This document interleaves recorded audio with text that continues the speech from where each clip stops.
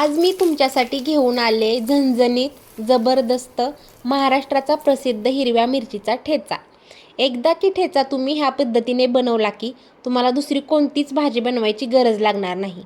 तुम्ही हा ठेचा चपातीसोबत, पराठ्यासोबत, भाकरीसोबत, भातासोबत कशासोबतही खाऊ शकता। रोज रोज तोच रेग्युलरचा ठेचा खाऊन जर कंटाळा आला असेल ना, तर हा व्हिडिओ नक्की शेवटपर्यंत बघा। आपण मस्त खमंग असा ठेचा बनवणार आहे आणि ह्या ठेच्यापुढे तुम्हाला कोणतीही भाजी खायला आवडणार नाही ह्याची गॅरंटी मी देते। तर लगेच आपण रेसिपी बघूया। इथे माझ्याकडे 2 प्रकारच्या मिरच्या आहेत। हिरवी मिरची जराशी जास्त तिखट आहे, पोपटी मिरची थोडीशी कमी तिखट आहे। तुमच्याकडे ज्या मिरच्या आहेत त्या मिरच्याचा तुम्ही ठेचा बनवू शकता, पण तुम्हाला जर जास्तच तिखट खायचा असेल किंवा झणझणीत असा ठेचा पाहिजे असेल तर तुम्ही हिरव्या मिरचीचा ठेचा नक्की बनवा।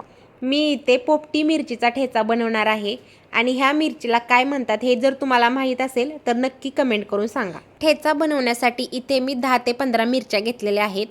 तुम्हाला ज्या क्वांटिटीमध्ये ठेचा बनवायचा आहे त्या क्वांटिटीमध्ये मिरच्या कमी किंवा जास्त घेऊ शकता।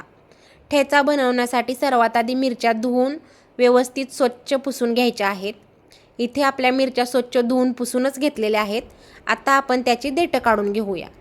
बऱ्याच वेळी काय होतं, ठेचा खाल्ल्यामुळे आपल्याला जळजळ होते, ॲसिडिटी होते, पण आज आपण वेगळ्या पद्धतीने फोडणीचा ठेचा बनवणार आहे, त्यामुळे आपल्याला जळजळ ॲसिडिटी काहीही होणार नाही आणि ज्यांना ठेचा आवडत नाही ते सुद्धा आवडीने ठेचा खातील। नक्की हा व्हिडिओ शेवटपर्यंत बघा। मिरच्याला अशी एक चीर पाडून घेतली की किंवा तुकडे करून घेतले की मिरची भाजताना फुटून अंगावर येत नाही आणि त्याचबरोबर मिरची आतून एक समान सारखी भाजली जाते। मी इथं मिरचीचे तुकडे करून घेणार आहे। एका मिरचीचे साधारण 2 ते 3च तुकडे केलेले आहेत। खूप छोटी पण कट नाही करायची मिरची। तुम्हाला पाहिजे असेल तर तुम्ही चीर पण मारून घेऊ शकता किंवा तुकडे पण करून घेऊ शकता। हे बघा, इथे छान अशा मिरच्यांचे तुकडे करून झालेले आहेत। आता आपण पुढची प्रोसेस करूया। आता आपल्याला गॅस चालू करून त्यावरती तवा, पॅन, कढई तुमच्याकडे जे काय असेल ते ठेवून घ्यायचं आहे। इथं मी लोखंडाचा तवा घेतला आहे आणि त्याचसोबत आपल्याला गॅसची फ्लेम मीडियम ठेवायची आहे। खूप जास्त पण नाही करायची किंवा खूप लो नाही ठेवायची। मीडियम फ्लेमवरती आपण मिरच्या भाजून घेणार आहोत। मिरच्या भाजताना अजिबात घाई करायची नाही। जेवढ्या छान मिरच्या भाजल्या जातील तेवढा छान ठेचा लागतो। त्यामुळे 4 ते 5 मिनिटं मीडियम गॅसवरती खरपूस अशा डाग पडेपर्यंत मिरच्या भाजून घ्यायच्या आहेत। ह्या स्टेजला आपल्याला थोडंसुद्धा तेल वापरायचं नाही, अशाच कोरड्या मिरच्या भाजून घेऊया। प्रवासासाठी किंवा 8 ते 10 दिवस ठेचा टिकवायचा असेल तर मिरच्या छान भाजणं खूप गरजेचं आहे। मिरच्या छान भाजले की त्यामधलं पाण्याचं प्रमाण कमी होतं, त्यामुळे ठेचा जास्त दिवस टिकण्यासाठी मदत होते। त्यामुळे आपण इथं मिरच्या छान अशा भाजून घेणार आहोत। हे बघा, इथं मिरच्या छान अशा भाजून झालेल्या आहेत। छान असे डाग पडलेले आहेत त्याच्यावरती। आता आपण याच्यामध्ये थोडंसं तेल घालणार आहोत। तेलामुळे चव पण वाढते आणि ठेचा जास्त दिवस टिकण्यासाठी मदत होते। इथे आपण ठेच्याचा खमंगपणा वाढवण्यासाठी एक छोटी वाटी एवढे शेंगदाणे घेतलेले आहेत। तुमच्या आवडीनुसार तुम्ही शेंगदाणे कमी किंवा जास्त पण करू शकता। माझ्याकडे शेंगदाणे आधीच भाजलेले होते, तेच मी वापरते। तुमच्याकडे वेळ कमी असेल तर तुम्ही मिरच्यांसोबत सुद्धा शेंगदाणे भाजले तरीही चालू शकतं। शेंगदाणे सुद्धा आपल्याला खमंग असे भाजून घ्यायचे आहेत, तरच ठेचा सुद्धा खमंग लागेल। आता आपण ठेच्याला चव आणणारा आणि एकदम महत्त्वाचा घटक घेणार आहोत, तो म्हणजे लसूण। इथे मी 8 ते 10 लसणाच्या पाकळ्या घेतलेल्या आहेत। तुम्हाला जेवढा लसूण आवडेल तेवढा तुम्ही घेऊ शकता।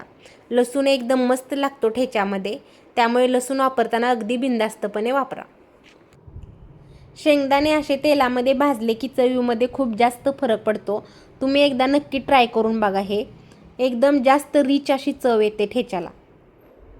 आता त्यामध्ये 1 चमचा एवढे जिरे घालूया आणि 3 ते 4 मिनिटं छान असं भाजून घेऊया। माझ्या फॅमिलीमध्ये तर सर्वांना ठेचा लागतोच। तुम्हाला सुद्धा हा ठेचा नक्कीच आवडेल।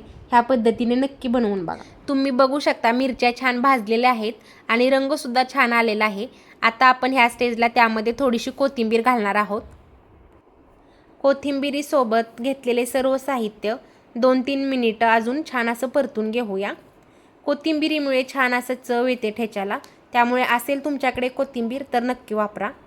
व्हिडिओत बघू शकता तुम्ही घेतलेले सर्व साहित्य छान असं भाजून झालेलं आहे। रंगसुद्धा छान आलेला आहे। आता आपण इथे गॅस बंद करूया आणि थोडंसं थंड करून घेऊया। भाजलेलं साहित्य थोडंसं थंड झालेलं आहे। आता आपण खलबत्त्यामध्ये थोडं साहित्य घेऊन जाडसर असा ठेचा बनवून घेऊया। इथे मी मिक्सरचा वापर न करता खलबत्त्यामध्येच ठेचा बनवणार आहे। तुम्हाला पाहिजे असेल तर तुम्ही मिक्सरचा वापर करून सुद्धा बनवू शकता, पण खलबत्त्यामध्ये बनवलेल्या ठेच्याची चव काही वेगळीच असते. इथे आपल्याला ठेच्यामध्ये चवीनुसार मीठ घालून जाडसर असा ठेचा बनवून घ्यायचा आहे. ठेचा वाटताना खूप असा पेस्ट नाही बनवायचा. त्यामध्ये आपल्याला शेंगदाणे, मिरची, लसूण ह्याचे छोटे छोटे तुकडे दिसले पाहिजेत. म्हणजे खाताना ते दाताखाली आले की ठेचा खाण्याची चव डबल होते. हा बघा, आपल्याला अशा पद्धतीने जाडसर असा ठेचा वाटून घ्यायचा आहे. राहिलेल्या मिरच्यासुद्धा आपल्याला अशाच पद्धतीने वाटून ठेचा बनवून घेऊया. इथे आपला मस्त झणझणीत जबरदस्त ठेचा तयार आहे. तुम्ही ह्याला भाकरीसोबत, भातासोबत, चपातीसोबत कशासोबतही खाऊ शकता. तो तेवढाच अप्रतिम लागतो सगळ्यांसोबत. आता आपण ह्या ठेच्याला एक तडका देणार आहोत. हा तडका पूर्णपणे ऑप्शनल आहे. तुम्ही असा जरी ठेचा खाल्ला तरी तो अप्रतिमच लागणार आहे.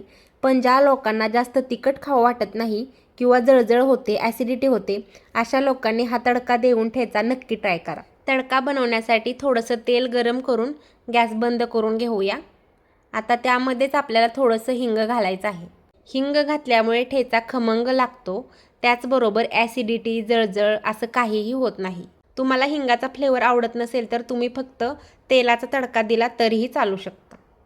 तयार केलेला हिंगाचा तडका आपल्याला ठेच्यावरती घालून व्यवस्थित असा मिक्स करून घ्यायचा आहे. असा तडका दिल्यामुळे ठेच्यामधला तिखटपणा पूर्णपणे कमी होतो आणि ठेच्याची चव एकदम डबल अशी वाढते. असा मस्त तडका देऊन ठेचा बनवला ना, ज्यांना आवडत नाही ते सुद्धा लोक आवडीने ठेचा खातील.